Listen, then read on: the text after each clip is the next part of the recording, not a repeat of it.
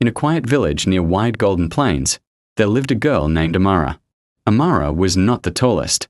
She was not the strongest. And she was certainly not the loudest. But she was the most curious. While other children played by the river, Amara loved to sit beside her grandmother, Nana Sade, listening to stories about the old days, days when the sun burned brighter and the land was greener. One year, the rains did not come. The sky stayed white and empty. The wind carried dust instead of clouds.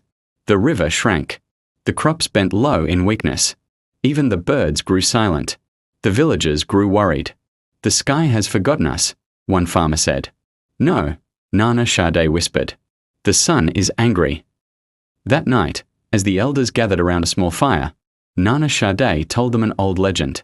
"Long ago," she said, "the spirit of the sun placed a hidden flame inside the great hill beyond the plains. The flame carried warmth and balance. If ever the land suffered, someone pure of heart could climb the hill and ask the sun to shine gently again. But no one had dared climb the great hill in many generations. It was far. It was hot. And it was believed that only someone brave and selfless could reach the top." Amara listened carefully. The next morning, before the village awoke, she packed a small calabash of water and a piece of flat bread. Quietly, she began walking toward the plains. The sun was already fierce. By midday, her feet ached. The ground burned. She nearly turned back. But then she remembered the dry river, the tired goats, the worried faces of the elders. She kept walking. When she finally reached the great hill, it rose before her like a sleeping giant. The climb was steep, and the rocks were hot under her hands.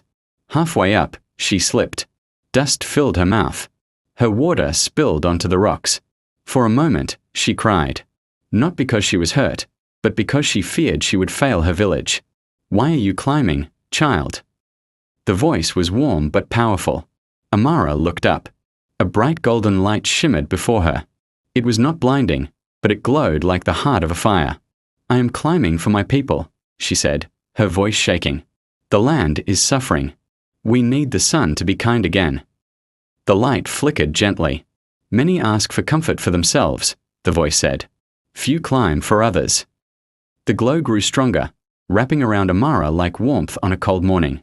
"You carry courage greater than your size," the voice continued. "The sun is not angry. It only burns without guidance. I will soften its fire."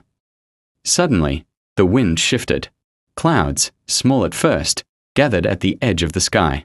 Amara felt strength return to her legs. She climbed the rest of the hill with ease. At the top, she found a small glowing ember resting in a circle of stone. Carefully, she lifted it. It did not burn her. It felt alive. When she returned to the village, the sky had changed. Grey clouds rolled in like drums before a celebration. Thunder echoed across the plains. Then, rain.